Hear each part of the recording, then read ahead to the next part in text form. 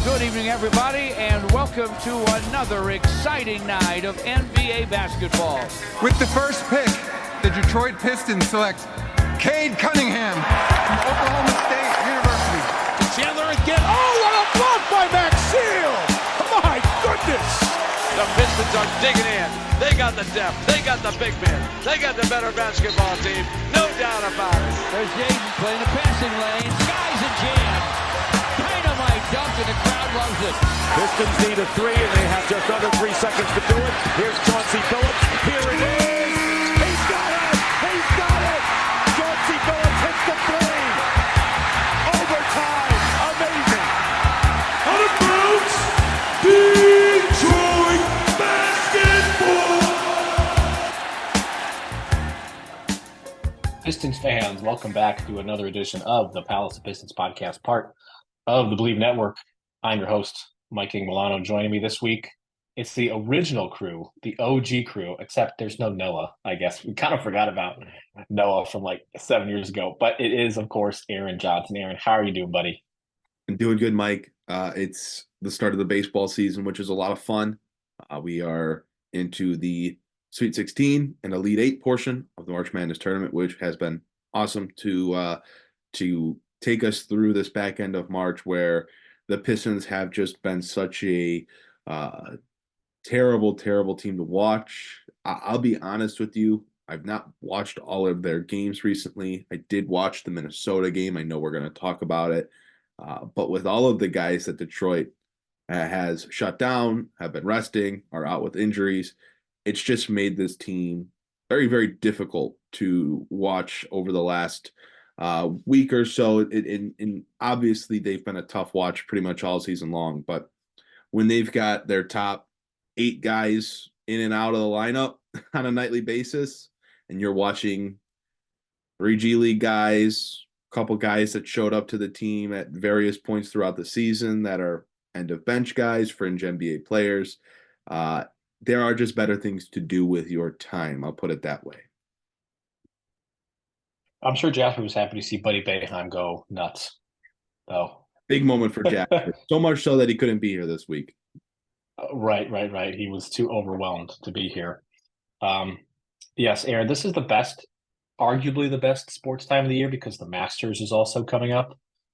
So between baseball, NBA playoffs, March Madness finishing up, and then the Masters is just like the quadfecta of good sports all happening at the same time.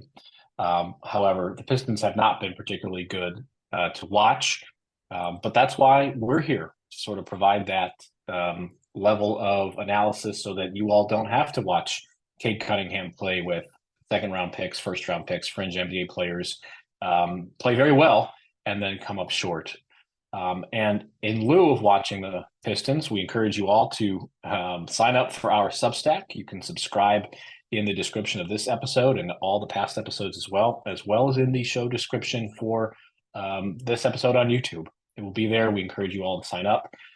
We were talking about this pre-show, but we are going to have to start to think about how we want to talk about prospects for the Pistons. And we talked a little bit about do the Pistons trade the pick no matter what, even if it's the first overall selection, to get themselves a player who can come in and contribute right away and really provide some assistance to Cade and some of the other players who are playing well. We're also talking a little bit about Jalen Green and how he's getting a lot of love for playing better. No coincidence, he's also got NBA level talent around him like Fred VanVleet. We talked about Evan Mobley. The Pistons got to do something. Do they trade the pick? Do they take it? We'll be writing about it. We'll be talking about it. And all of that will always be available on our Substack. So we encourage you all to sign up. And before we get into the Wolves-Pistons game, in which the Pistons lost 106-91, we would like to thank our sponsor of this week's episode, and that is Bet Online. And the tournament, the NCAA tournament that is here. Sweet 16 basketball tonight. Bet Online is your bracket headquarters for the season with the best bracket contest out there. All the odds, lines, and info on every game, on every round, right up until the national championship. I don't know about you, Aaron, but Kentucky really screwed me. I pretty much burned my bracket down after that. I had them going to the Elite Eight, and I should have known better. Between them losing to Oakland and losing to St. Peter's 2 years ago, I should just know that kids and young players, freshmen in the NCAA tournament, have a tendency to just kind of lose themselves a little bit. So hopefully you're not like me and basically out of all of your brackets. But if you use BetOnline, you can access the most up to the minute wagering information anytime from your desktop or your mobile device. You can even track your bracket in real time all the way through the tournament. Head on over to BetOnline today and get in on all the action. And remember to use our promo code BELIEVE, that's BLEAV, for a 50% welcome bonus on your first deposit when you use BetOnline. Again, that's BLEAV for a 50% welcome bonus on your first deposit. BetOnline, the game starts here. Aaron, how are those brackets doing? Well, first off, shout out to Oakland. Shout out to Oakland University. No, we've got a lot of Horizon League crossover between our listeners and OU. So shout out to them for getting the job done against Kentucky. What's really unfortunate here is I think that they very much should have won that game against NC State. It really felt like that was a game set up for them to win. But shout out to them for beating Kentucky because that was really, really fun, really awesome. As I've talked about with Jasper, I'm not sure you were here when we talked about it. It went back to when we were talking about the conference tournaments. I'm riding with Tennessee. I don't have them winning. Let me clarify that, but I have them making a deep run in like pretty much all of my brackets. And we've talked about the mistake of betting on Rick Barnes. I'm backing Rick Barnes-led teams. But we're rolling with that right now. All of my Final Four teams are still alive. UNC, UConn, Houston, and Creighton, I believe it is. I think. I can't even remember at this point. Also, admittedly, I'm one of those guys that fills out multiple brackets. So, but we're doing okay. We're doing okay. We've had some heartbreakers, but the teams that need to still be playing at the end of it are still playing. So we're good there. Were you a little nervous when Houston was playing, I think, Texas A&M, and it was in overtime? Yeah, I was like watching Houston. Okay, they're up, 6-7 points. This should be fine. All of a sudden, they're going to overtime, but luckily they pulled it off. That was that was one of those. I'm going to bed. I get into I'm about to like shut the phone off for the night. See it's headed to overtime, and it's like I guess I'm pulling this up on my phone and watching overtime up instead of going to bed. It was a good game. There have been a lot of really good games. Colorado and Texas was a good. What's this? Maybe it's Colorado State. I forget.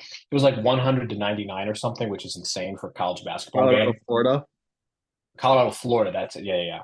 Colorado and Florida. Crazy game.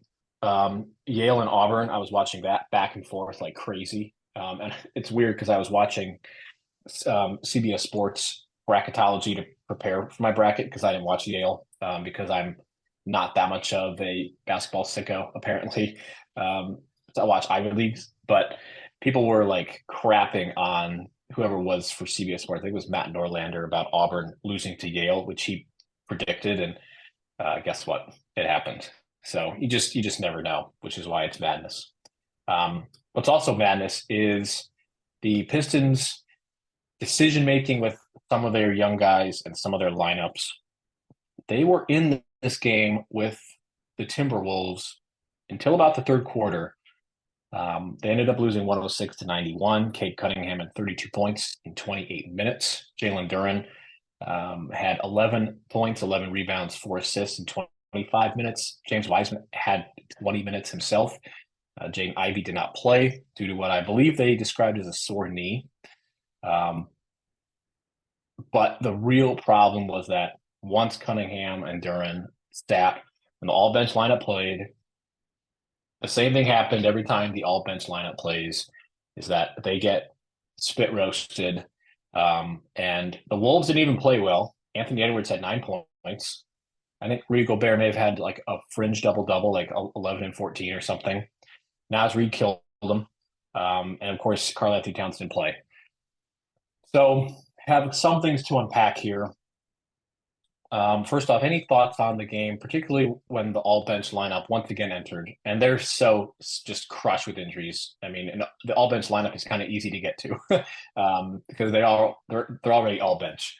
Yeah, I mean the all-bench lineup they're using right now. Last night it was not Marcus Sasser. It was Malachi Flynn, Evan Fournier, Troy Brown, and then it was either Tosan Iwoma out there with the bench unit, and to be fair, Tosan did start, or it was Matu and then James Wiseman. And like, to be fair, I wouldn't say you're wrong if you say all 5 of those guys should not be in the NBA next year. Like, I think James Wiseman's going to be back with the Pistons. I think he's going to be back in the NBA. Seems like the Pistons have this idea that he's going to be a part of their rotation moving forward. But outside of that, no one that Detroit's bringing off the bench right now is probably an NBA player next season. And so when you're taking that group out there and you're putting them all out there together against rotation NBA players, starting level players in the NBA, like, it's not a surprise what happens. And that is what is so unfortunate. Not that Detroit needs to win these games, but because they're at this point in the season where they have a couple guys injured. They've essentially shut down a few other guys for the year, and they're picking and choosing spots to sit starters. Jaden Ivey didn't play last night. Cade had missed a handful of games. Jalen Duren had just missed a handful of games. You haven't seen Simone Fontecchio in well over a week. Quentin Grimes has only played a handful of games since getting dealt to Detroit. And so even though none of these games really matter in terms of the wins-loss record, they're essentially throwing these games away, and they're not able to make any real judgments on this team or learn anything about this team over these last 3 weeks to a month of the season because they have so many guys out.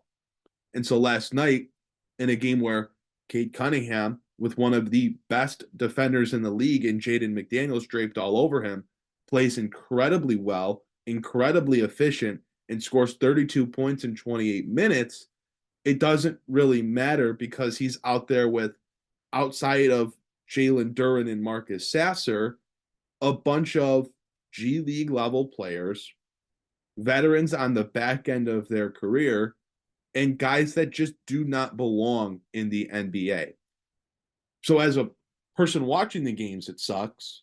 And as these guys that do matter for this organization long term, Cade Cunningham, Jalen Duren, it really sucks. I mean, if you're Cade Cunningham and you're playing as well as he did against Minnesota, and he's got to come out of the game in the third quarter, he comes out of the game, it's a 2-point game against the best team in the league, the best defensive team in the league, one of the best record-wise teams in the league.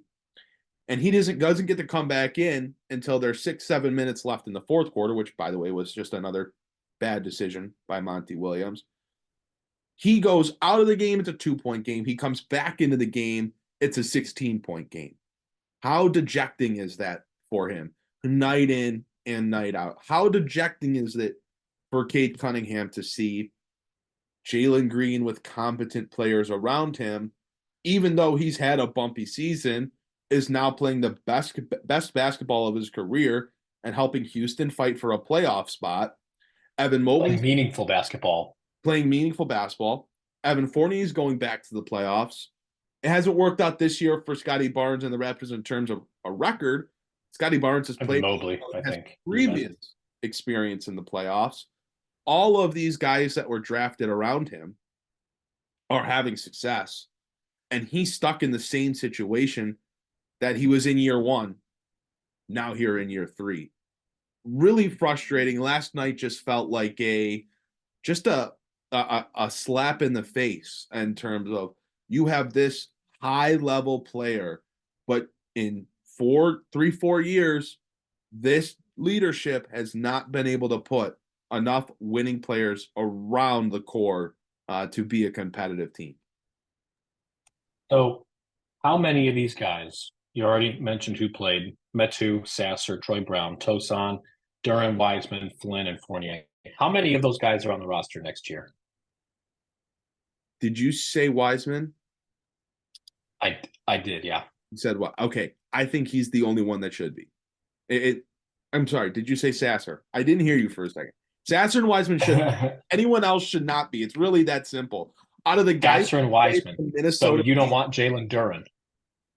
So I misheard you. Let's go by this because it's really simple. outside of let's go the other way. Jalen Duren, Marcus Sasser, and I'll throw in James Wiseman just because there's no way he's not on the team next year. Outside of those four guys, I'm not sure you can make a case for anyone else to be on this team that played last night against Minnesota. You're going to tell me Buddy Boeheim needs to be back with the Pistons next year. You're going to tell me Tosani Iwoma needs to be back with the Pistons next year. Malachi Flynn, Evan Fournier, who, if I were Detroit, I get they've got 9 guys that they're able to play on the active roster. I'd play 4-on-5 rather than having Evan Fournier out there, with all due respect. I mean, he is just a disaster out there. When he has the ball in his hands and is essentially initiating as a point guard, they are just the most wasted possessions ever, because it's either a turnover where he dribbles it off his foot, his leg, or the other team, or he ends up needing a screen late in the shot clock, and it's one dribble off a screen into a pull-up 3 that clanks off the back of the rim. I just don't know why he's out there and why he has the green light that he has. And you could say that a lot of these guys out there, there's no one that doesn't have the green light on this team. And that's a whole other problem in and of itself when you're talking about guys that are coming up from the G League or signed 10-day contracts or signed contracts throughout the remainder of the season or came over from teams where they weren't playing at all, and they come to Detroit and are playing like they're on a max contract, the level of freedom they have to take over possessions and launch shots and not get back on defense and not crash the glass. I mean, it's a joke, and it continues game in and game out. And you sit here and wonder how the hell the Pistons are in the same spot in year 4 of Troy Weaver as they were in year 1. Right. So given that and the Frankenstein roster that they've had to slap together, and Ivy didn't play, which matters at least a little bit, because, and this was asked on Twitter, this is Laz Jackson, when you talk about Ivy and Cade, do the Pistons have enough information on them, period? Not even, are they, do they work? Let's forget that. Do they have enough time with those two on the court to even make any justification at all, whether it be good or bad? It's tough. It's tough, and that's why I don't know why you're getting random rest nights from these guys at this point in the year. If it's right 2-3 games left in the season like it used to be, or the last game of the season like it used to be, where guys would sit, that'd be one thing. But with 10-12 games left in the year, and you're essentially sitting guys, they have these random injuries that pop up out of nowhere, and they're on the injury report all of a sudden. Like, let's not act like it's not a very common practice throughout the NBA. But when you're a team that still needs to figure things out and really needs all of the data, all of the film possible to make these types of major decisions that your franchise needs to be making, because you're coming off of another historically bad year after just having an historically bad year, you need all of the reference points possible. And it's tough because I don't think Cade and Jaden Ivey have played long enough to where you can comfortably say one way or the other, these guys work together, these guys don't work together. You go back to the start of the season when Killian Hayes, who is out of the league now, was starting and playing 30 minutes a night ahead of Jaden Ivey and Monty Williams' rotation. Then Jaden Ivey, by the grace of the powers above, it takes him way too long for the Pistons to realize it. But Jaden Ivey finally gets into the starting lineup, and the returns look good. Then Cade misses about 2 weeks or so with a knee issue. Jaden Ivey comes back. Results are still relatively good. Then you get to the All-Star break, and since the All-Star break, Jaden Ivey's been a borderline non-NBA level player. The shooting has fallen off a cliff, both inside and outside. The turnovers are up, and he's just not playing at the level that we saw him play at pre-All-Star break. And that's what is concerning.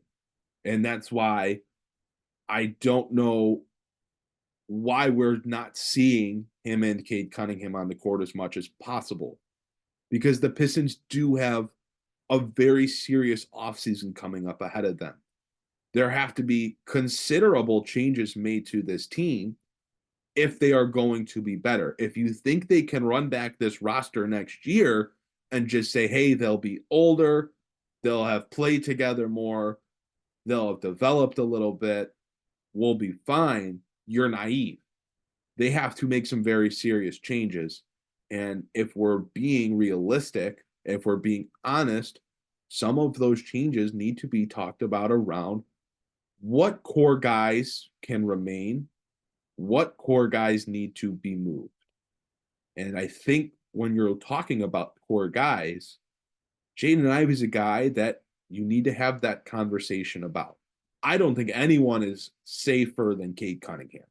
I think Cade's shown he is worth building around. And in the worst case scenario, he's not a number one option, but he is a high level number two guy, and you still need to find a number one guy. But Jaden Ivey has not proven to be a consistent enough number one, number two, or even number three guy yet. So you have to have these conversations that you don't really have enough to look back at and say, these guys were good enough together, these guys weren't good enough together. Because you look at one half of the season, and the numbers were really good. You look at the other, and the numbers were really bad. So over these last 8-10 games, whatever it is at this point, I really hope that Cunningham and Ivey have more opportunities to play together. But at the same time, with all of these other guys that are rotation players out and them having to play alongside these G League level players, that doesn't really help you get data worth looking at, because there's other outlying factors really affecting how well they're going to be able to play together. Because instead of playing alongside Ausar Thompson, Simone Fontecchio, and Isaiah Stewart, they're playing alongside Evan Fournier, Tosan Iwoma, and James Wiseman.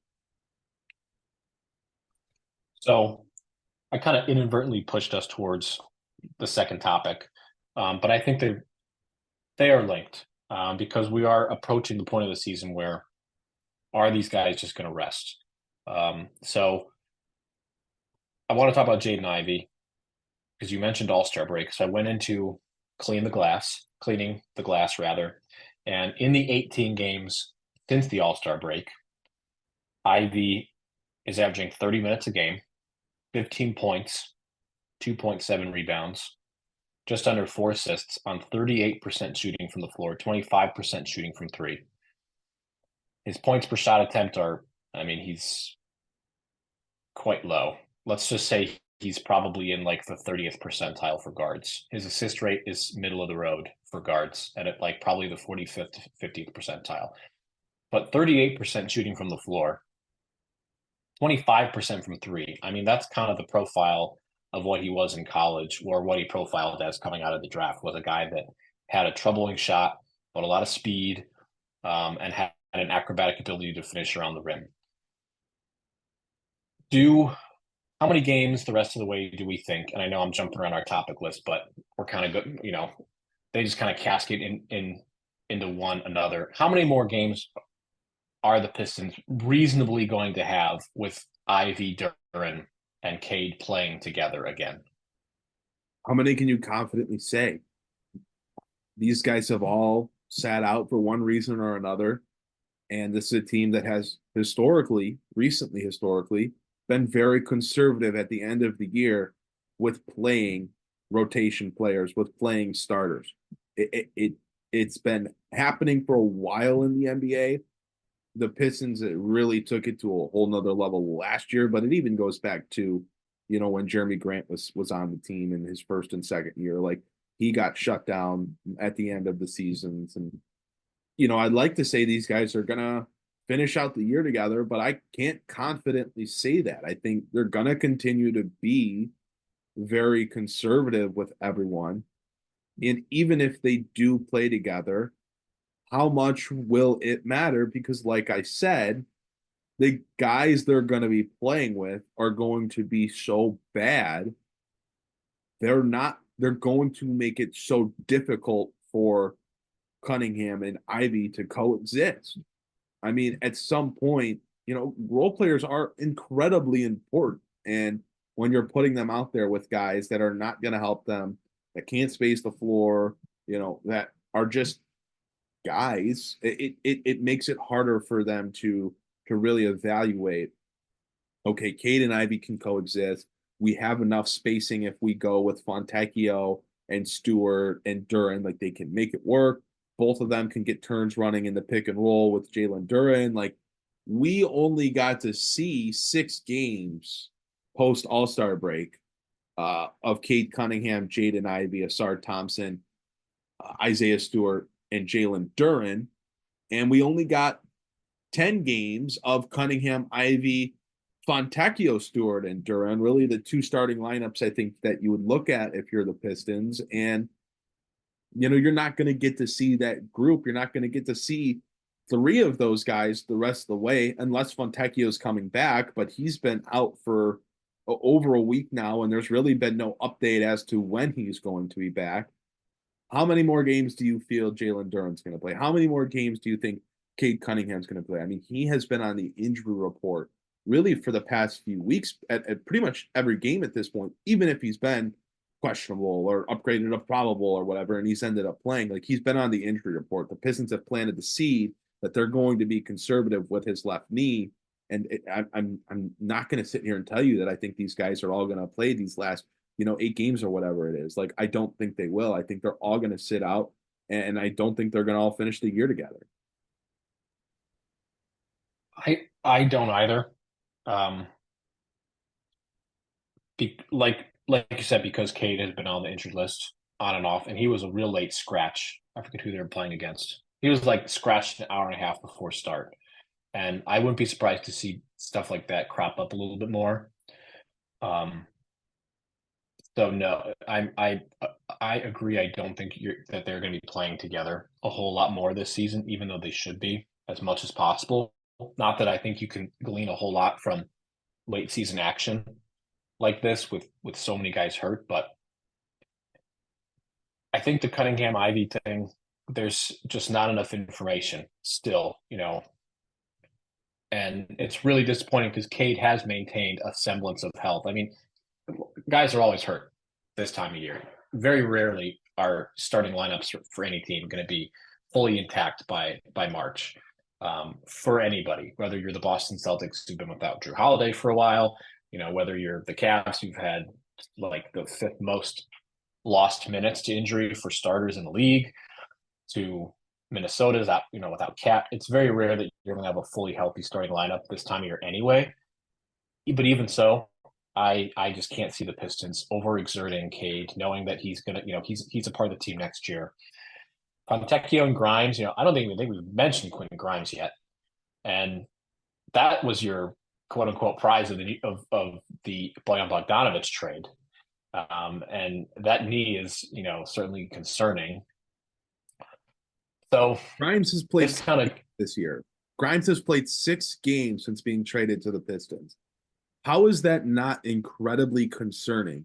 He came to the team injured, played a handful of games, re-injured it, came back, and then immediately was back out again. Like, that is incredibly concerning, and that was your key return in the Bogdanovic-Burks trade. Right. And by the way, Burks and Bogdanovic are not exactly playing a whole lot. They're not. But Bogdanovic is not.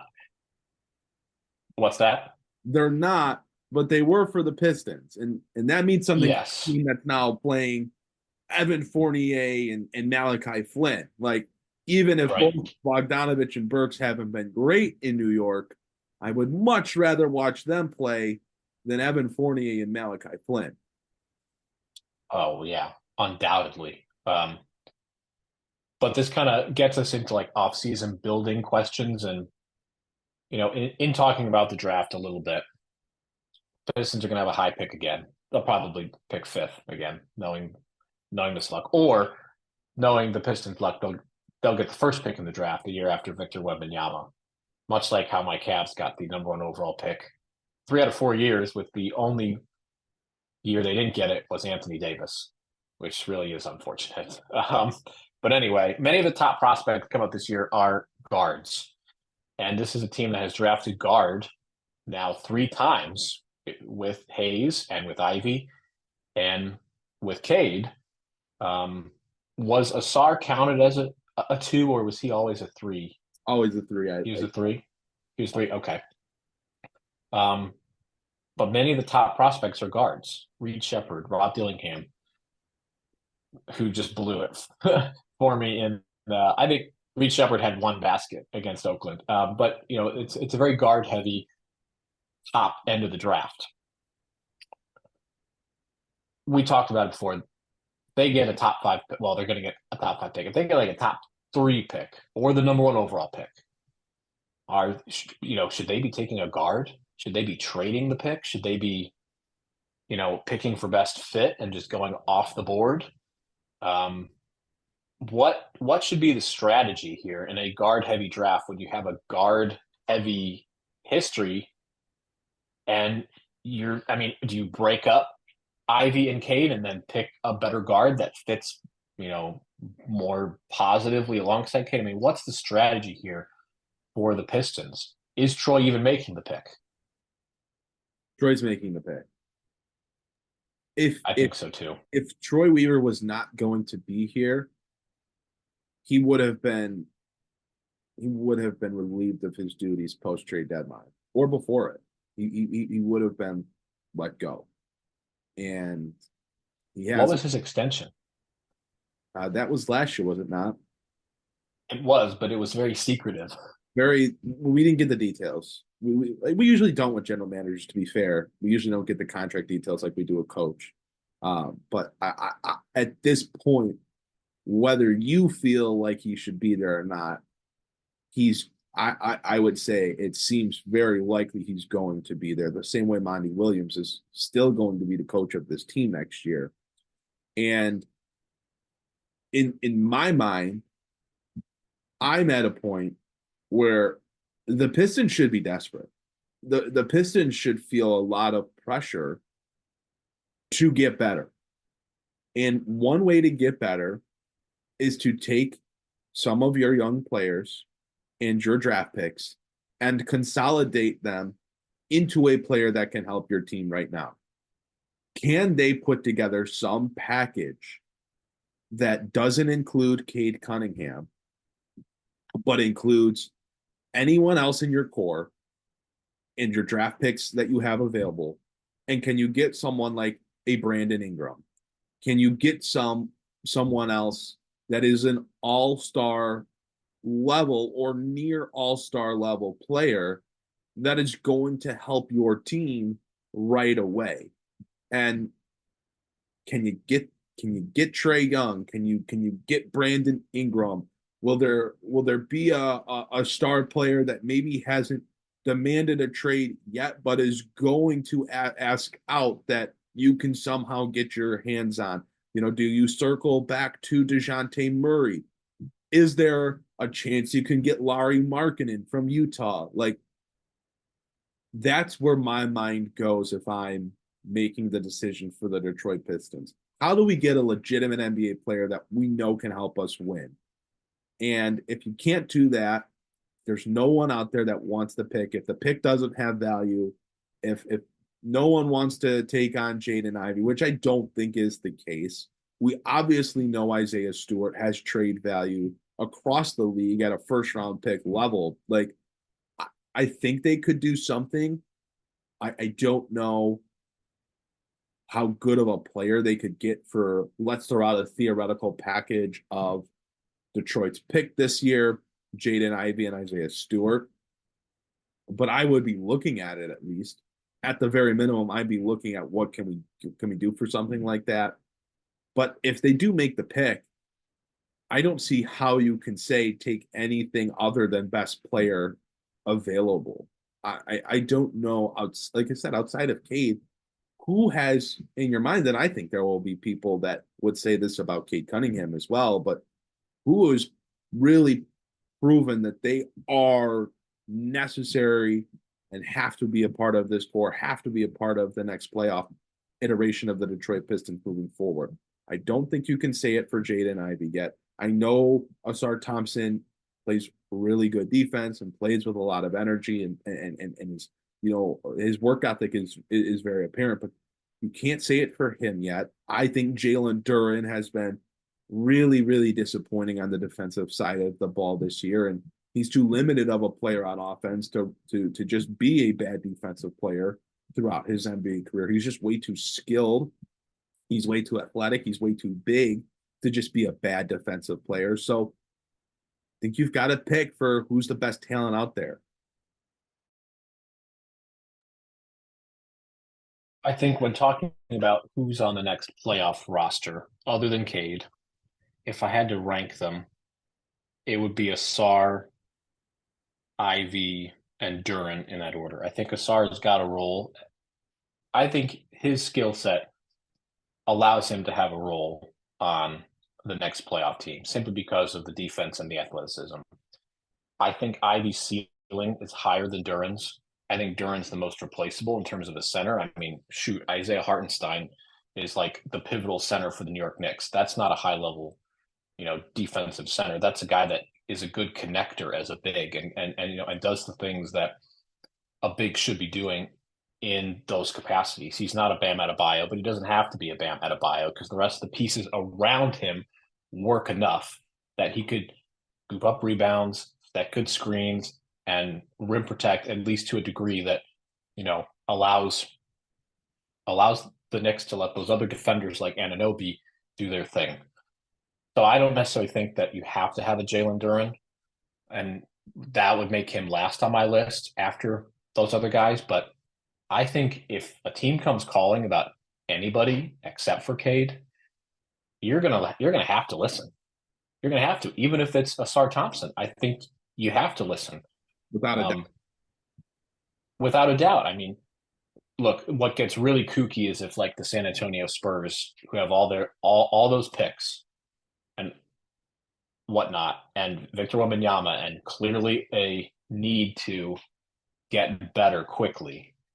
If they come with all those picks and they come asking for Cade, they're like, we need a point guard. Here's Keldon Johnson and as many picks as we could put in here, and other players to match. Are you going to give up Cade? That's where I think stuff gets really interesting, because that's when you could really hit the full reset button. And that's kind of what this team feels like. It feels like they're trying to stick stuff around Cade that's obviously not working, and all it's doing is dragging the rest of the roster down.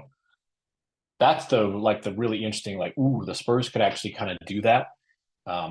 And they're desperate enough to pair a young point guard, Wembanyama, that I don't think the Pistons would entertain that, but they have the picks and some of those ancillary pieces that, they might just hit a total reset button and then, you're looking at something a lot more drastic. But they have to listen if anybody comes calling about any player except for Cade. And that's really a weird desperation position to be in, because that also doesn't allow you to make a good move if all the other GMs are looking at you like nervously sweating and having your finger just over that big red button, because then you're going to get just junk offers for some of these guys. Like there was a rumor during trade season about DeJounte Murray, and what would the Pistons have to give up to get DeJounte Murray, and it was junk offers for Murray, and there was a perception that the Hawks were really desperate to build around Jalen Johnson and Trey, and they were getting junk offers. Like the Pistons probably wouldn't even have had to give up any of their core guys for DeJounte Murray. So it puts them in a bad position if they look super desperate, but I think they have to be open to moving any of those guys but Cade. I also don't want Troy to be the guy to be making this potentially franchise-altering trade, but I think you're right. He's going to be still there in the front office, whether we agree with it or not. And we all don't agree with it, but he's going to be the guy making that next move. Let me say this on Troy, because I think it needs a little more context. And maybe there's a world where Troy isn't the GM come this summer, come the offseason. But I'd have to imagine, after everything that transpired earlier this year, between Tom Gore's coming out and speaking to the public, him telling us about the internal meetings that him, Gore's, Monty Williams, and other members of the organization had to have, I'd have to believe that there's been some shift in where they want to go, how they want to do things. And I can't imagine if they were going to have those discussions with Troy and have those high-level meetings and let him stay around past those meetings and through the trade deadline and make the trades that he made. I just can't imagine that they then get to the end of April and say, okay, yeah, now we're going to move on from Troy. Now it's been too bad. Now there's been too many issues. There's been too many mistakes. Now we're going to move on. Like, they've had those meetings. They've had those discussions. Tom Gore has publicly come out and backed Troy Weaver and said he's the guy that's going to put us on the right path. So I just can't imagine they get to April 30th and say, okay, we're moving on from Troy Weaver and we're bringing in a new GM now in a very, very pivotal offseason. Yeah, I think so too. And the thing with young teams is that continuity is so pivotal, and having constant turnover, even at the front office level, isn't a very good look. It's actually one of the things that I kind of admired about the Pistons sticking with Dwayne Casey as long as they did, instead of jumping ship too early, is that when young players are in environments where there's constant turnover, it's not good for their development at all. Not at all. I mean, Colin Sexton, to use a Cavs reference, had like 4 different coaches in his first 2.5 years with the team. He had Ty Lue for like 6 or 7 games, and Larry Drew, and he had John Beilein, which was a disaster, and then he had JB Bickert. I mean, that's just not conducive to development. Same goes for the front office. If there's constant turmoil, it just doesn't set a stable ground. Not that that's been provided already, but they stick with Troy and he's the guy that makes the next move. It does scare me a little bit that it's a potentially franchise-altering move. I mean, if they get the first pick in the draft, is your first inclination to move off that pick? In my mind, yes. In the Pistons' mind, I don't know what it'll be. But in my mind, yes. I'd be saying, okay, what can I get for this? What team's trying to reset a little bit? What team is looking to shake things up? Is there, a decent player on a team that wants to move up and we can get their pick back and this decent player that's going to help us, and we can move from maybe picking 1 to getting a good player and, the 10th pick in the draft or something like that. Yeah, I think I'm in the same boat of I would be trade first if I was the Pistons. And I think you're right. I don't think they are going to be trade first. I think they're going to be, let's see who we can draft first. So interesting stuff. But that pairing of Cade and Ivy, I hope that's not the end of it, because I still don't think we have enough information to decide if that is the backcourt of the future. But I think they might just be out of time. Like, for better or worse, they may just be out of time, and they may have to make a decision sooner rather than later if they're going to stick with it, whether they have that information or not. Aaron, we clawed through all of our topics for today's show. Do you have anything else you want to touch on? No, look, I mean, there's 9 games left in the season. The things that are going to keep me watching this team are, will Cade Cunningham and Jaden Ivey and Jalen Duren get to play still? Are you going to see Simone Fontecchio back this year? Is there an outside chance that Quentin Grimes gets brought back this year? I feel like with the Pistons going out and shutting down, and Ausar Thompson, who's already back to doing some conditioning stuff, by the way, but they've shut him down for the year in terms of playing games. They've already shut down Isaiah Stewart, shut down Stanley Umude. I think if that was the case with Grimes, that they would have maybe already come out and do it when they did it for those guys. So there might still be a chance that we've seen Grimes play this year again, which I think would be good. It gives you a reason to watch, because it's concerning that he's only played 6 games. I mean, he has played less games this year as a member of the Detroit Pistons than Tosan Iwoma. I mean, Tosan's played 9 games this year for Detroit.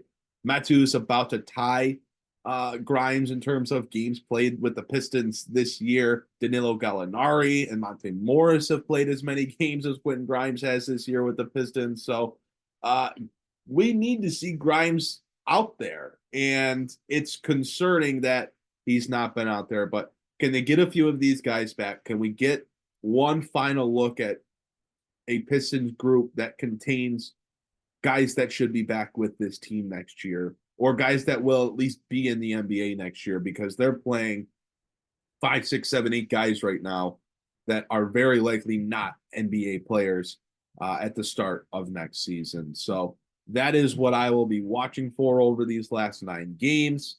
I will be looking forward to the offseason content at this point. It is unfortunately the same song and dance that we get to at this point in the year with the Pistons, where they are so far out of the playoff race. They're eliminated already. They're shutting guys down for the season, that there's so few things to talk about with them at this point in the year, outside of what can this team do in the offseason? How can they change and try to look better next year? So during this episode, the injury report came out for tomorrow, or today for those listeners, for against Washington. Cade is questionable, as he has been for a while. Fontecchio is out, Grimes is out, and Jaden Ivey is questionable as well. Yeah, I mean, this is what you expect at this point in the year. This is how the Pistons have operated. They shut guys down, they hold guys out. That's what I expect. And so, when you get to these games and it's Marcus Sasser and Evan Fournier and Tosan Iwoma and James Wiseman, and it's like, what's the point in watching? Like, you have to be a real sicko to sit down and watch that game in one sitting for 2.5 hours. Like, you want to follow along on Twitter, you want to watch the first quarter until they go down by 15 points. Like, that's one thing, but you've just got to be a real sicko to tune into this team when they're just holding guys out and not giving you anything to watch for. And they're playing Washington. I mean, that's like ultimate sicko hours. They'd like to lose. Washington has, to be fair, they'd like to lose that game.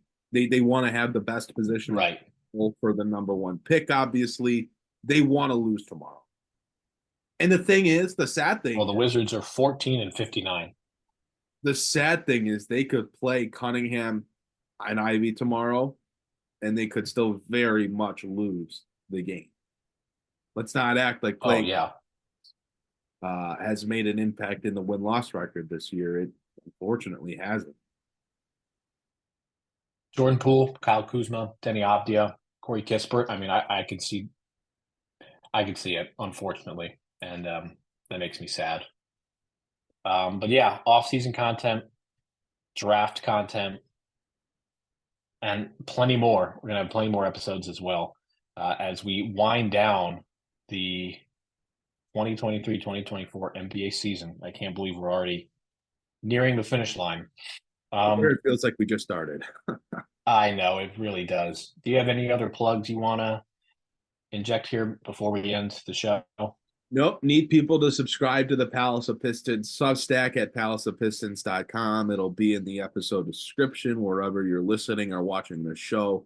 Need you to go over there, toss in your email address, and subscribe to the newsletter. When we post content, it'll go directly to your inbox, so you don't have to go anywhere else but your email to read our work. Wherever you're listening to the show from or watching the show from, YouTube, Apple Podcast, Spotify, we need you to subscribe, follow the show, leave us a like on the video or the podcast, leave us a review.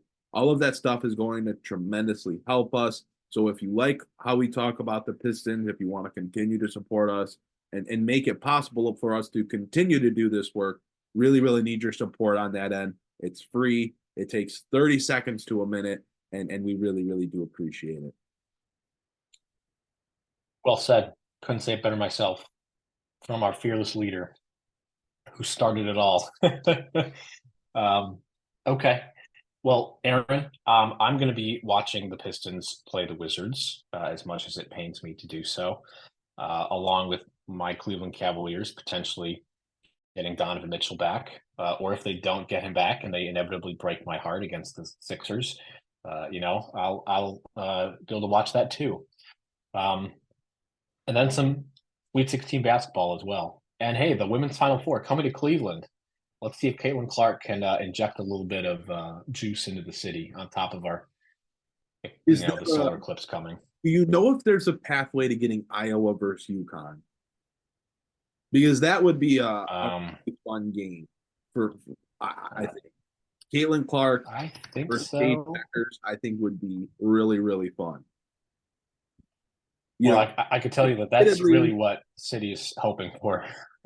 I'm sure. And admittedly, I don't really watch a ton of NCAA women's basketball. It's just not something that I've had a real opportunity to get into, but I have watched a few Iowa games this year, and I see the highlights from Paige Becker that get shared on social media. I just think that would be a really, really good game. Why can I not find UConn? Am I crazy? Oh, yes, I am. Yeah, they are on the same side of the bracket. Okay. They're on the same side of the bracket. So be better than watching the Pistons and Wizards. I think that's probably correct. But Duke and UConn looks like they play the 30th. But yeah, they are on the same side. So technically you could get Iowa and UConn in the Final Four if UConn wins the Portland section. They would have to beat Duke. They have to beat USC. Okay. The Sweet 16 and Elite 8 are here at LCA this year, so I know we'll have some people that I'm sure are listening to the show heading down to LCA for that this weekend. So all of our listeners doing that, I wish I was joining you. There was a really large part of me that wanted to get down there for the Tennessee game. I don't think I'm going to be able to make it, but have a lot of fun, be safe, and it'll be a lot of fun at LCA. That's going to be the best basketball play there all year. That's for sure. It would be the bar is the floor, but hopefully next year something a little bit better, and we'll be keeping track of all of the moves this offseason. Even though we're ready for the season to be over, I'm still going to be sad when the season is actually over and there's no more Pistons basketball. That will still be tough, even though they are abhorrent to watch and they make dumb decisions. I will still be upset when there is no basketball. But even if there's no basketball being played, we're still going to get to talk about it each week, and I can look forward to that as well.